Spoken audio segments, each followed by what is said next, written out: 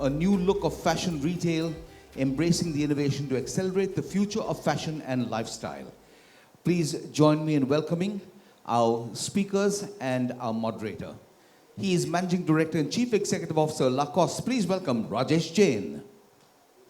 Okay, ladies and gentlemen, please welcome Rajesh Jain. He is founder and managing director, Kazo Fashions. A warm welcome to Deepak Agarwal, who will be joining us online. He is chief executive officer, Pepe Jeans, London. Please welcome Manish Kapoor.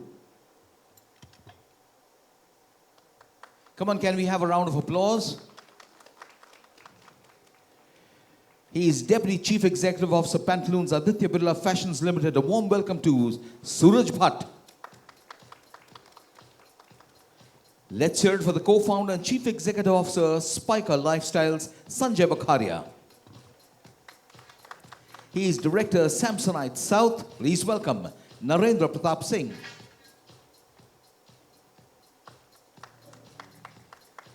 And moderating the session is the chief revenue officer, Omni from Arvind Internet. Please welcome Tapan Acharya. And online joining us will be Deepak Agarwal, founder and managing director, Kazo Fashions.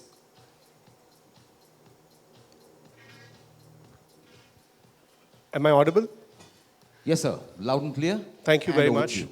Good afternoon, everyone. Good afternoon, ladies and gentlemen. It's a pleasure for me to host such an esteemed panel. My equals, my betters, sitting here completely hands-on with their brands and have withered something which is not seen in the last 100 years and have withered it successfully. So first of all, I'd like to congratulate all of them and congratulate all of us here also to have withered this and being able to sit in person and have a conversation.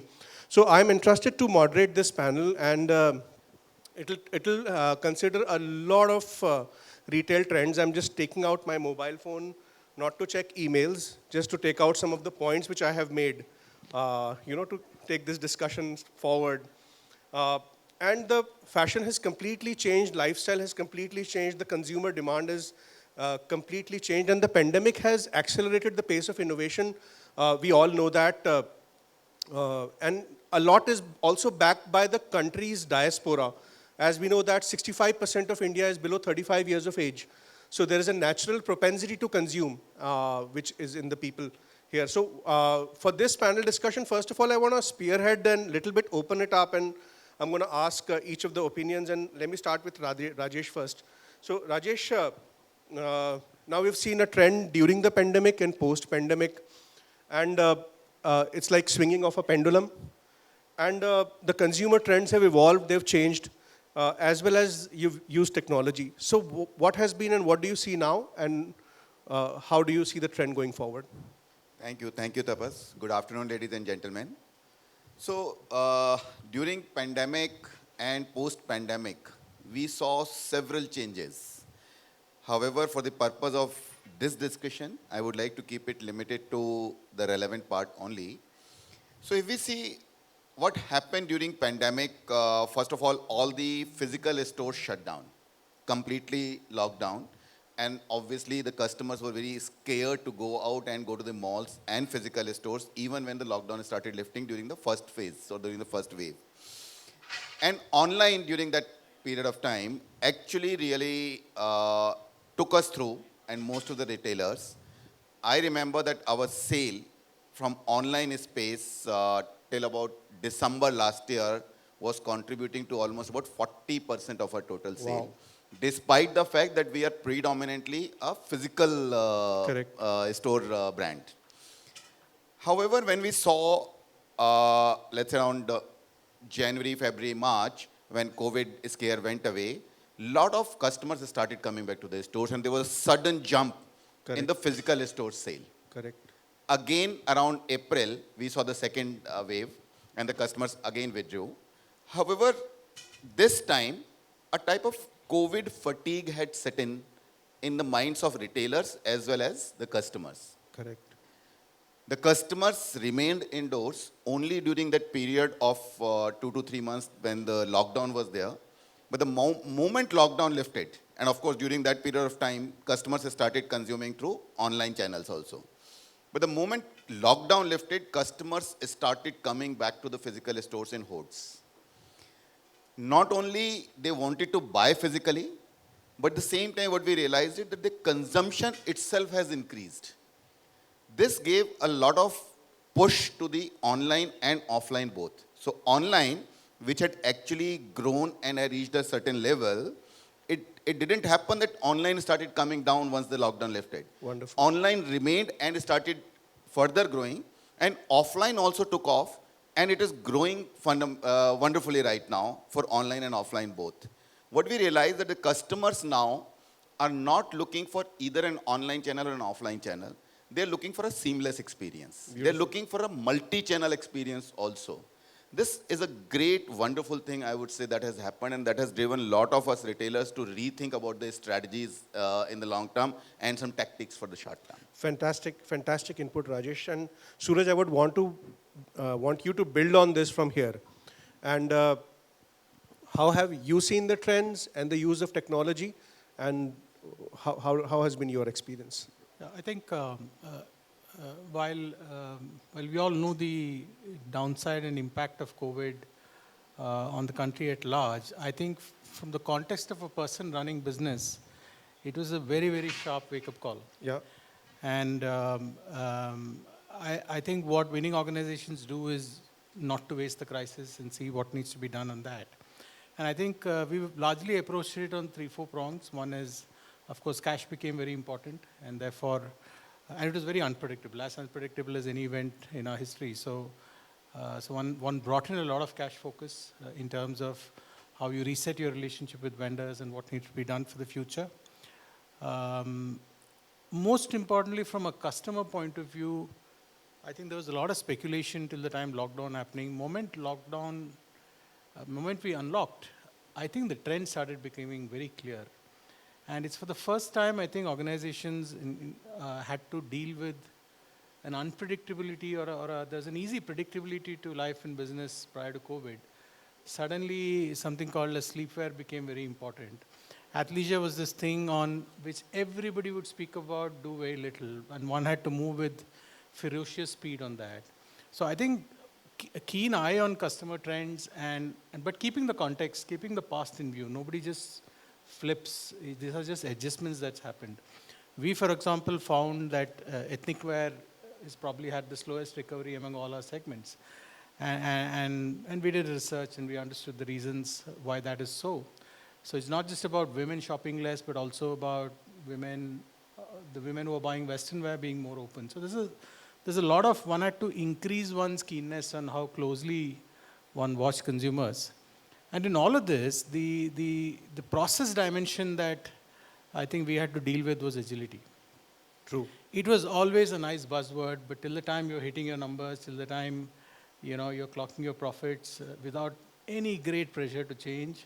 But I think COVID taught us that, and Wave 2 taught us once more from a business side that, life can be as unpredictable as it gets. So we had built in strong systems in terms of how to be flexible in terms of what we wanted to order and not order. And I think it was a very interesting period from a management point of view. And I think we're slowly building some technology-enabled systems which will hopefully hold us well in the future. I do think a lot of us will have begun building strong systems, and over the next 1 year, which could hold us in good stead for the next several years. I'll just stop here for now and let the conversation carry on. Sure. I very rightly said, Suraj, and I want to add to that, and I have seen this hands-on for about 100 brands. Earlier, before the pandemic, though the customer was always omni-channel, but the brands were not omni-channel. When I used to talk about 3 years back of omni-channel, it was like selling vitamins, ki haan, theek hai, baad mein aana types. But suddenly that whole word and the perception became a painkiller. When the interstate logistics got broken and still there was a possibility to fulfill from store, the stores were remaining fresh and there was no dead merchandise or old stock merchandise which was left. And also the great trend which I have seen is the mix of OSM and NSM has completely changed with the pandemic. And I just want to, now at this juncture, bring in Manish also. Manish, how have you seen the customer trends pre and post pandemic and the technology part? See, if I look at it, I think there are three fundamental takeaways from the pandemic. And while Rajesh and Suraj have touched upon that, I think one fundamental change as in that we need to accept is that the consumer was already changing pre-pandemic also, as in you rightly pointed out. He wanted that seamless experience, he wanted that omni-channel experience, and we were probably found wanting in terms of not being able to change. And the pandemic was a wake-up call for all of us saying that, no, this has already happened, and since we have got this shock, we effectively as in used a lot of technologies, we did a lot of interventions, some of it which I feel are not long term, we'll have to build on those, some of those as in you said those processes right. Second fundamental thing that I feel that the pandemic has brought about is people talk about consumer changes, behavior changes in terms of moving towards athleisure and other related categories. I think the fundamental change that has happened in the Indian consumer is that today people have realized that they don't know if there is a tomorrow. So it's better if they have the money, you spend it today. So I think that's the biggest change that I see in the consumer, and especially that 35-year, 30-year-old consumer. And probably that's the reason that the buoyancy that we are seeing in the market today, I don't think that it's a buoyancy which is a revenge buying or something. I think that this is something which is going to continue because this is a fundamental change in the psyche of the consumer. The third thing that I look at it is from the store perspective. So while during the pandemic we realized that as in the store could be used as a location to fulfill orders, to do online sales, but what we need to fundamentally realize is, and that's what came to the forefront once the lockdown opened, is that the primary focus or the primary function of a store is to serve a consumer who is walking into that store.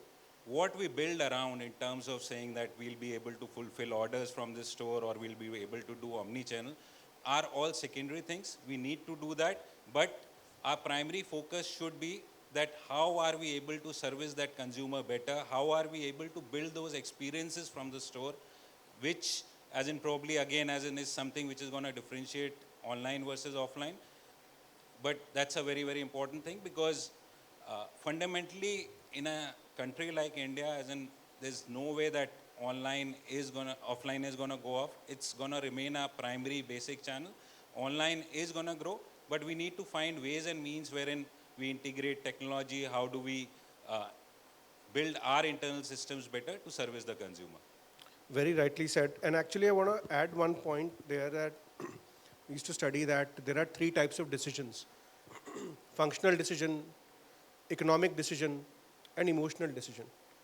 Emotional decision could be as simple as, okay, my father used to apply a particular aftershave and, when I smell that, it reminds me of him. So I would tend to, or, could be other emotional decisions like, buying a Harley Davidson or Beetle or, anything like that. So I also feel that there is a mix changing in people where due to the sudden change in possibilities of continuity of life, people tending to take more emotional decision, take bolder bets, have increased. I've also seen that trend. I've seen that our new stock merchandise percentage has suddenly moved from, let's say, smaller double digits to middle double digits. And people are buying full price products, new stock merchandise, and it is moving online and on store, both put together. Sanjay, I want to bring you in at this point of time and, build on top of this and add your flavor that how you've seen the trends change and technology assisted. So I think a lot of things that have been said over here also resonate with me and at Spiker.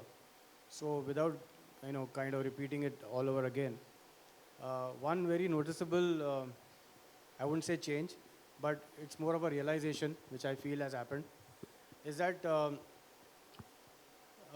there was this whole space of online which India as a whole was aspiring for. So a lot of people probably were not able to do it because there was some kind of a block that they had. And these last 2 years have kind of created the necessary tools to kind of break that block that people had in their minds. And I'm speaking about it age agnostic, geography agnostic, So I think that has uh, dramatically changed the potential of online for India as a whole.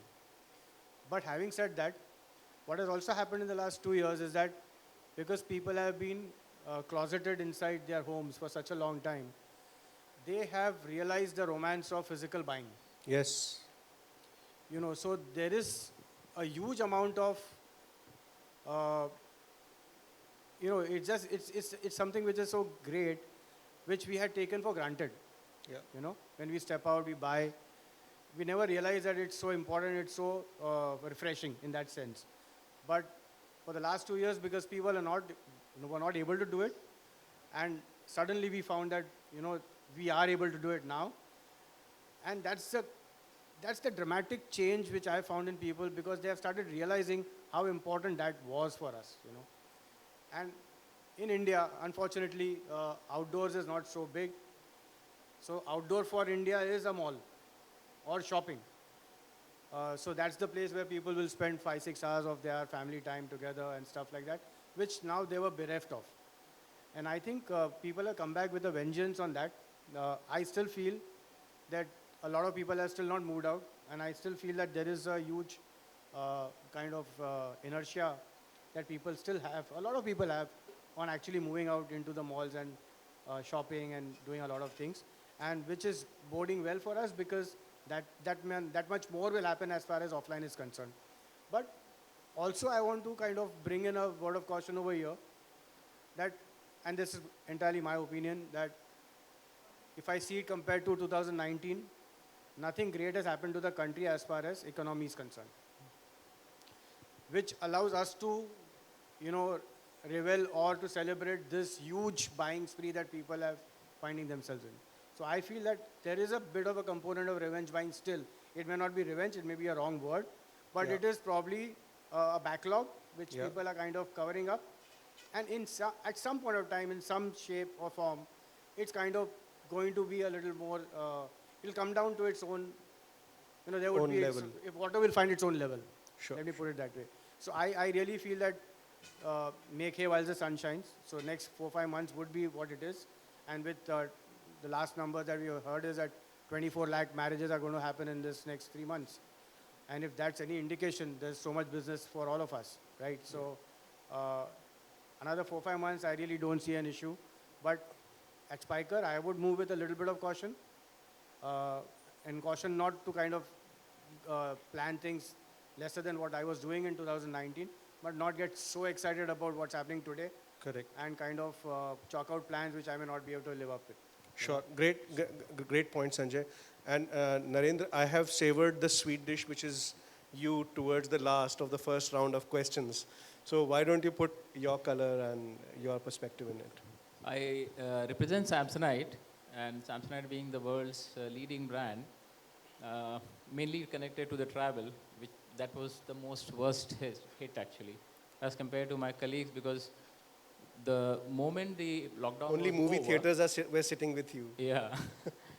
After the lockdown also, we still continued to face challenges because my customer base is purely travel and only travel. And the travel started to happen in a way, two different ways. Like one was like trying to catch up with the good offering made by the hotels, and then rush in and catch up with those offers. But the serious traveler, the business traveler, the target audience, the one which we really cater to, they were still skeptical. And they remain skeptical, and therefore we are worst hit, if I have to claim that. And we actually enjoy 90% of the market share as far as the international travelers are concerned. Correct. Because being an international brand, you're more sure about your post-sale services and various other things. So we still continue to get hit by at least 30 to 40% of my target audience being not there. So what do we do? Even with technology and without technology, how do you get those customers? So we ended up doing something to do with the SKU rationalization. Earlier we used to offer lot many SKUs through one store, but then we predefined that what should be offered through which store and what is your target audience. Okay, And based on therefore, location. Based on the location and based on the data analytics team highlighting what is the price point we are catering to, and therefore not allowing customers to get downgraded in terms of the ASP. Got it. So that helped us to actually get a good jump in the ASP. Yeah, because And the therefore- values were higher, so value Yeah. into volume will be So equal to- therefore, with a lesser number of customers, we still ended up getting the target what we intended to. So Fantastic. this was another way to No, catch the fantastic. And numbers through also, the back door. you touched upon a very important point, which is data and analytics. Correct. So, You need the numbers to have and support you to take the right decision. Otherwise, you end up removing the SKUs which contribute to about 30% in anticipation that you will get those 70% upgraded to by 50% will be just a dream, correct. which may not come true. No, fantastic input. so this I is- want to, no, very, very important point. I actually want to now change the flow of the discussion a little bit. And I was asking the questions. And let me just open the discussion amongst all of you and fastest finger first. So now the longevity of a brand is, beyond human life, and lifetime value of the customer is way, way much more. We've seen example brands, and just naming a few, Bata, 127-year-old brand, Levi's, 160-year-old brand, and likewise for all of you all as well. So pandemic aside, what happened, we weathered the storm. Looking into the future, the consumer has moved just from online to offline, or offline to online, both ways buying. It is here to stay. There is a cross-pollination of journeys between online and offline. Experiences, for example, there are marketplaces who don't have a store, but people say are buying experience wahan pe, and they stick to that marketplace. People subscribe and pay for a loyalty program. Could be called as Amazon Prime.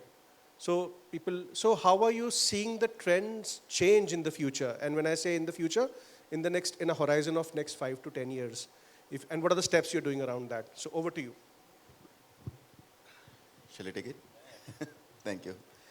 So, Tapas, what I see is that, and I will have to take the pandemic once again in this. So there were a lot of things that were happening pre-pandemic era. What pandemic has changed is that all those things have got a big flip. It has speeded up all of these things. First thing that I see, a significant change in the consumer's behavior, and I'm also a consumer, so I'm also talking about myself as a consumer there. Earlier, we used to go to, let's say, a physical store, or mainly for either shopping, or for going to a cinema, or F&B, or a mix of those things. What changed post-pandemic is that people have started going out for socialization. Shopping, F&B, and cinema, etc., they have become incidental. They are not the main purpose of driving you from your home to go to a mall or to a physical space. This has completely changed the entire scenario. Second, I would also like to say here that the consumption, which I touched upon earlier, slightly different from what Sanjay said. I think the consumption has actually gone up because of the pandemic. The customers have started understanding the need of enjoying the life here and now.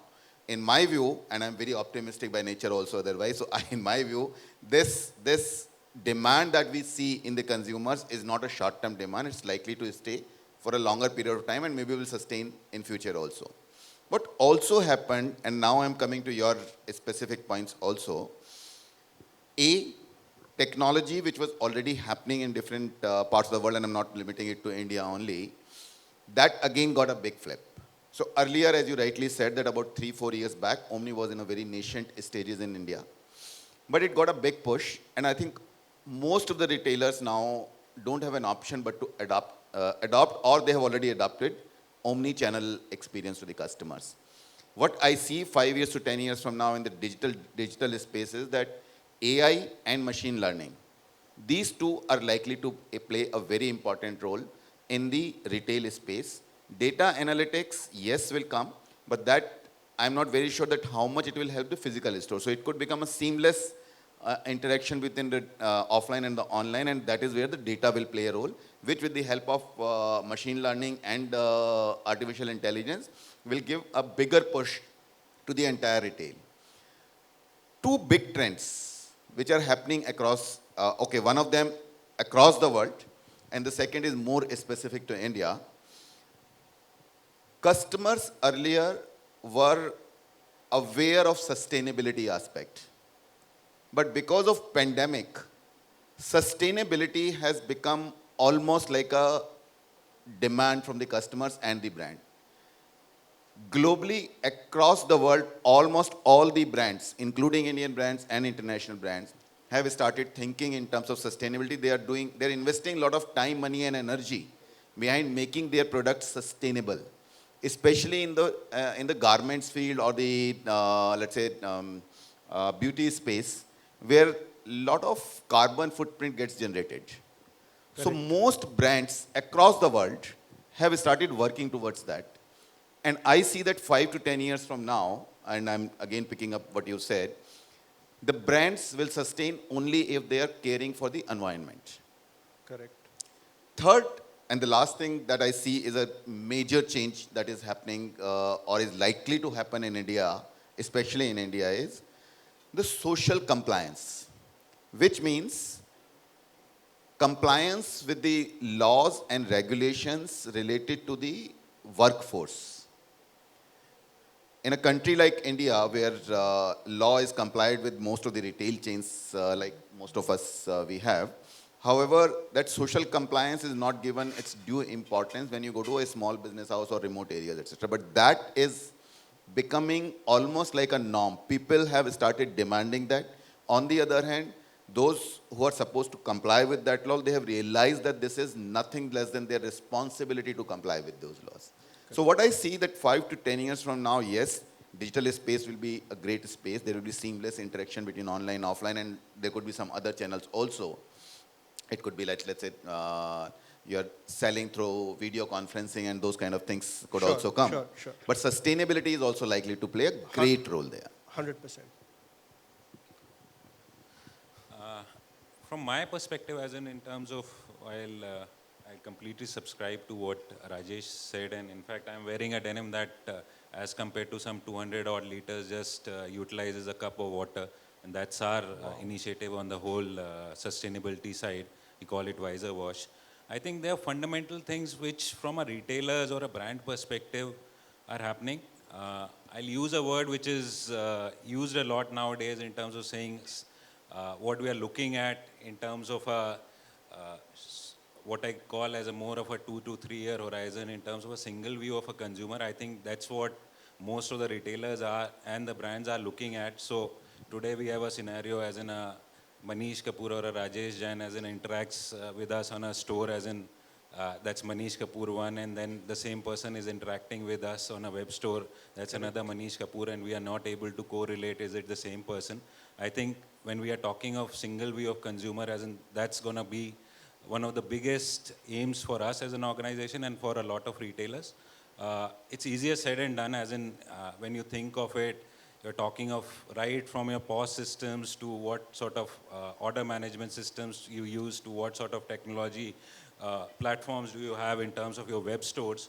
But fundamentally, the idea is that you utilize technology to start seeing your consumer as one. And my idea, as in a thought that I gave to my team, is that somebody comes to your store and you should be able to tell them, sir, this is what 3 shortlisted items you had in your basket when you were browsing last. Would you like to see them and shop them here at the store? So I think that's the vision that we have. This other important thing is that, as in, once you are able to, as in, get the single view of consumer, you will have a lot of data. But then again, as in terms of, are you able to create single databases, what we call as data lakes? Then are you able to churn out data in terms of saying that this consumer, when he's shopping at a store, is his buying behavior different? Is he coming down to the web store just for discounts? Are we able to change it? I think that's where the future lies. It's what I call as it's digitization, but again, as in the next level of digitization would be in terms of how are you then able to utilize this data in terms of your manufacturing processes, your supply chain processes, in terms of your demand predictions. So effectively, as in how I see it, we were trying to, or as organizations, we were always flexible in terms of looking at as in changes and then being able to react to those. I think the bigger change now is that are we also being able to be nimble in terms of being able to adapt to those changes much faster? And I'm actually tempted to add a point, hence please allow me to speak for a minute more. It's very, and it is very heartening to hear it from both of you, because the way, the power is actually in clienteling.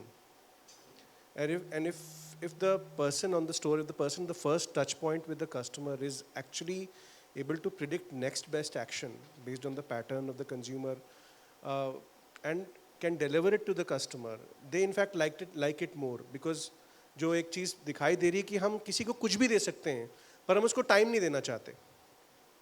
यदि आप जो मुझे पसंद है, जो मेरे जहन में जो मुझे है, वो यदि if you can give it to me, that's what it is. So very valid points. Anybody next? So on AI and machine learning, just a small adjoinder, is that what it tells us is what's done well, right, or what's not done well. So Spiker being a fashion-forward brand, we rely more on gut and impulse of our people, rather than looking at data which will kind of throw out clones. So for something as core as Pepe is, I can still understand. But for us, where we churn out 400, 500 options every 6 months, and none of them get repeated the next time, I feel that you need to partake this whole thing in a measured way, because otherwise it's going to take a lot of ingenuity out of our people. So from our perspective at Spiker, and I have a small analogy, is like, back in those days when we didn't have mobile phones, every single person out here probably would remember 100 telephone numbers. And today it's impossible for us to remember any number unless it's your wives or your few friends, right? So that's what data does to us, or making it so easy does to us. So I feel by giving this access to the design teams, are we just taking away the edge? Is a question that I grapple with. And hence, for Spiker, it's very important. And we have always relied on our understanding of the markets, the tuning that we need to do to fix the product, to make it right for India as a consumer. And we've succeeded for the last 30 years. And probably we are the only brand who can say that 60 seasons, only fashion, we have been consistent. So somewhere I feel that there is a lot of human effort and human creativity which is going behind it. And so we need to kind of look at all these things in a manner where we don't take away that, because we are finally in a fashion business. And what's new is very important to us. I'll probably just interject there. So I completely agree there with you, Sanjay. But I think, and I fundamentally believe, as in most of the times, even the consumer doesn't know as to what he wants. So we need to innovate. But at the same time, as long as you are able to, and 100%, as in terms of whether you look at, actually in terms of whatever you build, end of it, as in the data that you feed in, as in that's how the result is going to come. So in terms of the human element is also going to be very, very important, and especially for us, for people in fashion, wherein we need to, as in season on season, keep trying and giving out something new. Otherwise, as in how do we grow, how do we, as in get newer customers into our fold. But at the same time, if you are able to leverage data in terms of, and I'll give you a small example, as in terms of, let's say you have a particular price point, wherein during those discussions within the teams, they say, no, it doesn't work in my channel or this, that. And once you are able to show them with data that this is what you bought last year and this is how it has sold. So I think it's going to be a marriage. The human element is also going to be, it's going to remain very, very relevant for us, especially in the fashion industry. मुझे लगता है कि वो technology will become a tool to power the creativity. वो assist मतलब. True. It is. And at In scale fact, करने के लिए not futuristic. I think that happens even today. Even today, correct. Technology. So have you ever wondered how is it possible that whenever a new trend comes, almost all the brands are implementing the same thing across the globe? across the globe. That means there is some technology working somewhere. They're all related the way we guys are related. Similarly, the designers and the all those creative guys are also connected somewhere. That it's not possible that all of them come out with the same idea at the same time. That next to next season, a season after next, we will launch this. So this is technology that is working there. It helps wonders, I think, in all the areas. Now, having said that, I am also of a great believer in the thought that human intervention and human inspiration must always remain there, and that's likely to remain in the future also. Correct. Suraj or Narendra? I have a point just to add to. The data and the analytics part, it reduces the time what you require to put in to convert a customer from a what you call a window shopper to a real buyer. As very rightly pointed out by colleagues, that the data is what we get, that how many products you have browsed through, and then if you have just pointed out maybe 2 out of my 100 products, your time interaction goes down by many fold. So that definitely helps. But once again, I'm sold still upon with the idea that we keep the SKU, we keep the products which caters to the larger segment of my target audience, and my replenishment time, the cycle of ensuring that the products are always ready at the shelves, is the crux of the entire retailing offline. Online we do have, but definitely we try and keep it under control, because the brand being connected to only the elites and the high-end business travelers, top-end executives, we don't want to have an overexposure to the online. But the data and the technology definitely helps us to maintain minimize the timeline to interact and convert the customer to the sales. I think it was an interesting point and counterpoint on gut versus data. My experience has been that we sometimes spend too much time on data analysis. And the other thought that came to mind was that sometimes when you sit and look at a lot of data and look at the analysis, you realize analysis and interpretation of data is one of the most qualitative tasks ever, as much as looking at design and discovering the new wash in a pair of denim.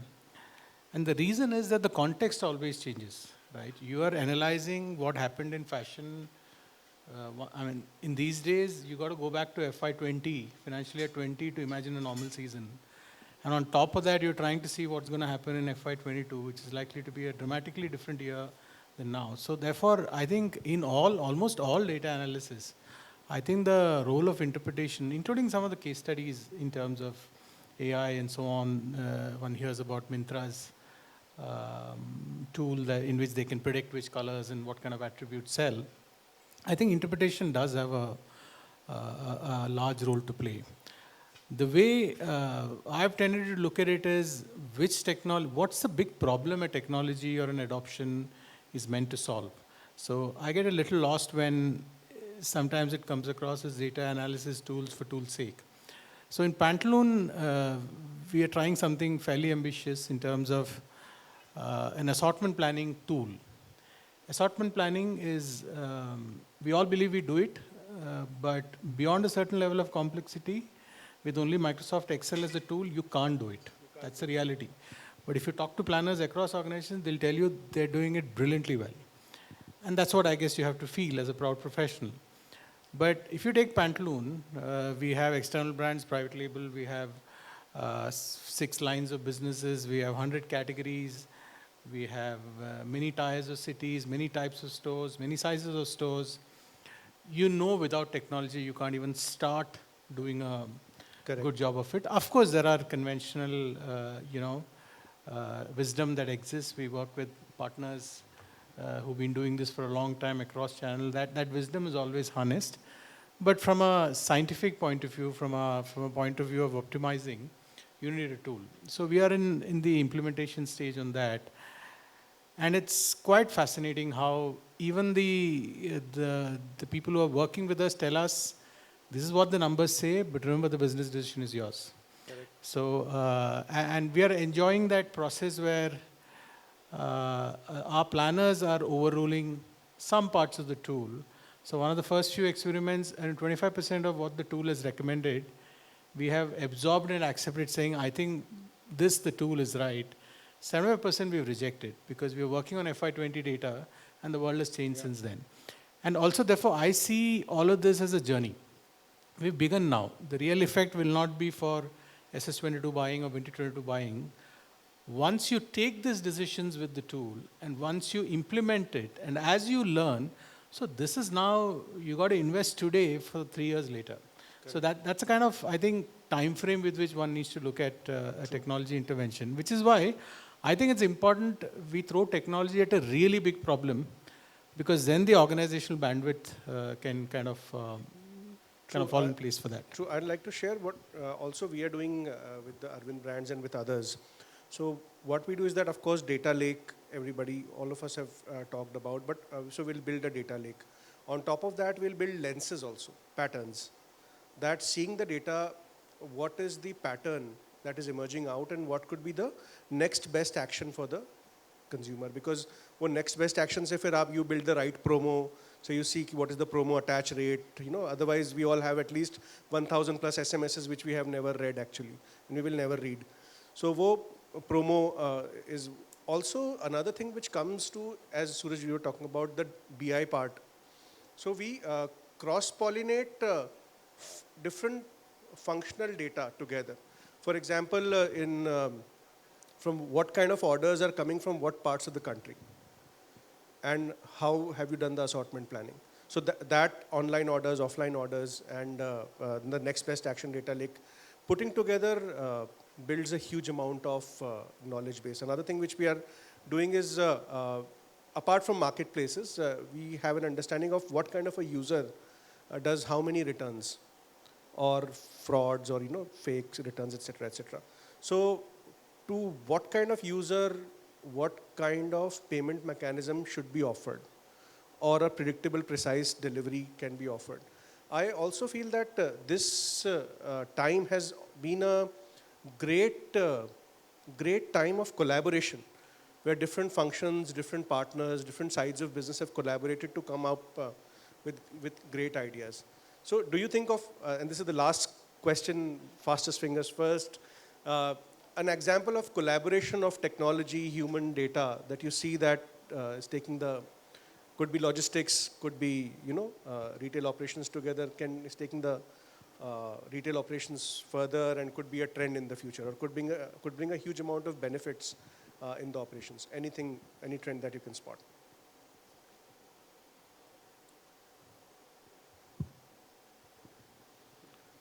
So basically, as in terms of look at it, and I'll give you certain examples, as in terms of how we are looking at certain data that, as in which we started utilizing, as in especially during the last 6 to 9 months, is that. So if you are able to get, let's say, in terms of you start segregating data in terms of saying what sort of orders are you getting from certain pin codes. Correct. Okay. When you're planning your store expansion, as in then it helps you in terms of saying that there is X sort of a demand and you don't have a particular store in the vicinity, and probably it makes sense. Previously it was more led from in terms of saying that there is a particular catchment and a competitor is there. So I think that's coming in. Secondly, what is happening is in a lot of places, the fundamental design of a store, and especially as in terms of when I look at high street stores, we are changing. So if we see that as in that this particular store, we are seeing that, let's say 70% business is going to come from a walk-in consumer and 30% business is coming from omni-channel. We are designing those stores differently. So we have a bigger stock space. We are keeping a computer inside in terms of scanning and billing and those sort of systems. So I think that's where the technology intervention is coming in. I think the other bigger change is that during the pandemic, which we saw and which we are continuing, is that in terms of collaboration, so you have this Dunzos and the VFast of the world. We have utilized, when we did conversational commerce, and that contributes to 2-3% of our business today, even in the smaller cities, is that we started utilizing their services in terms of promising a 2-hour delivery to the consumer. Correct. So I think those are, as an examples, wherein we've started looking at data differently, collaborating with newer partners. So those are as in few examples that I could cite. Great. Anybody else, or I'll take a question, a couple of questions from the audience. Rajesh ji, please add to it. We'll give you just couple of instances where technology has really helped us take some decisions. One is in the CRM space. So earlier when we had a CRM space, it was only meant for physical stores. But now we have enabled it for online also for the last, I think, almost about more than a year or so. So now we have a seamless connectivity for our CRM program, online as well as offline. So that helps us a lot in reaching out to the relevant customers. Second, a very recent example I'll give you. Lacoste is a brand we don't expand very fast because there is a certain perception of the brand, there is a certain space in which the brand works. Correct. What really helped us in terms of technology very recently is that we realized that in the top 10 cities in the country where the customers are shopping online from our own website, we are not present in 2 of the cities. Okay. That really helped us take a decision, and we have recently started our fit outs in one of those cities. Beautiful. Where we were getting a lot of customers who are online, but we were not physically present. So it really helped us in collaborating the 2 data and take that kind of a decision. Great. I have a couple of minutes, so in case there are any questions from the audience, and please ask your question. If somebody can deliver a mic in the audience.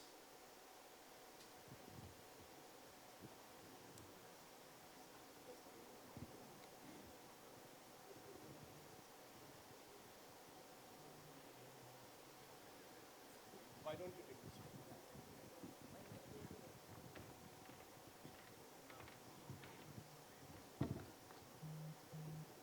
Thank you. Thank you so much.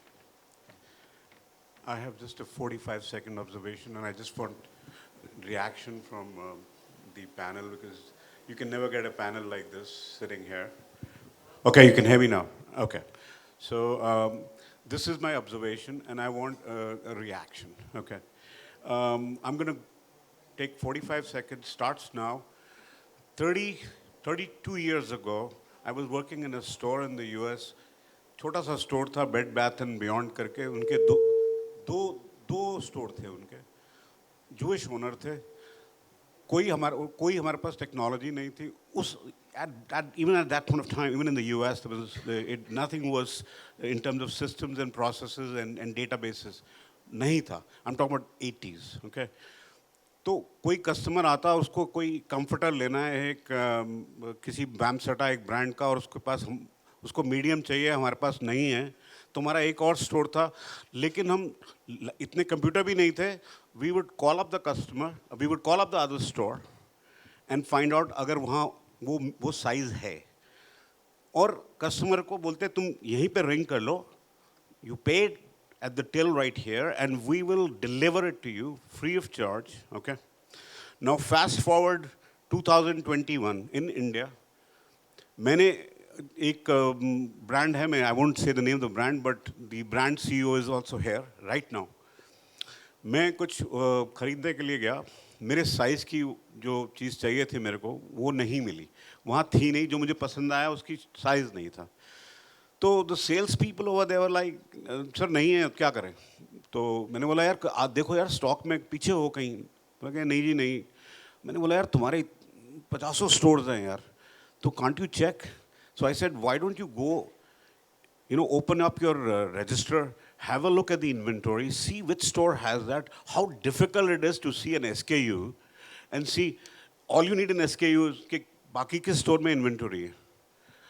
वो कहता है ऐसा तो हम करते नहीं है, चलो आप बोल रहे हैं हम करते हैं. उसने चेक किया, बोला कि अरे हाँ वो एम्बियंस में एक है. तो मैं बोला यार ऐसा है, वो आप मेरे लिए दूर पड़ेगा क्या, मैं आप इधर भिजवा देंगे मेरे को क्या. तो मैं इधर से पिक कर लूँगा, मैं कल पिक कर लूँगा, पैसे मैं अभी दे. नहीं सर ये नहीं हो सकता, आपको वहीं जाना पड़ेगा. See, what I'm trying to tell you here is, use technology to touch hearts, not the other way around. All I see here is, I don't see one customer's, where you say you really went out of your way and you made a space, the brand has made a space for itself in that customer's heart. At the end of the day, the technology जब तक आप touch नहीं करेंगे hearts, you will not be able to have a sustainable customer for a lifelong customer. I think we're putting too much of stress. I liked when Rajesh ji, my friend from Lacoste, he mentioned the human जो interaction बहुत ज़रूरी है. I like your comments on it. Sure. Sure. Sir, you want to add, Rajesh? See, so my dear friend, I would like to first of all tell you, I think we are all in the evolving stages.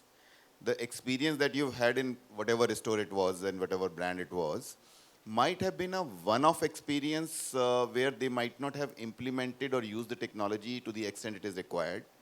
Heart of a retailer is always for customer delight only. I think most of us, actually all of us and all the other retailers, I am of the firm belief, our aim is customer delight, not selling the product. Selling the product is only a one-time sell. If we bring customer delight, the customer will keep on repeating. They will keep on visiting us again and again, offline and online, whatever way. But this is a given fact that if you have had a bad experience, maybe that brand, that store was in evolving stages. The circumstances could be different, but I can assure you that most of the retailers in India are working towards achieving that omni-channel presence also, where you place the order at one place, and if you don't find your size or a color or something, then that can be taken and it can be delivered to your home very easily. So This is anyway evolving. very This true. is, this And is, sorry to cut you short because I was just reminded time's up and it is showing in red now. So this is a common use case, just to add, called Save the Sale Endless Aisle, in which now they don't check it in the tills also on the POS. They have a mobile app and they don't even check the SKU number, just look at the product. And it's a complete, the store doesn't have to send it to the store, they send it to your home. We process at least on a bad day, more than 10,000 orders like this every day.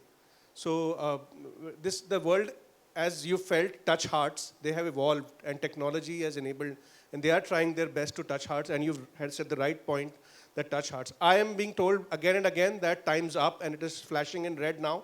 So I first of all want to extremely thank, and I couldn't agree with you more, that it's very difficult to get such an esteemed panel. I thank all the panelists for taking out time and sharing their opinion. And I also thank all the audience for listening to us patiently. Thank you very much.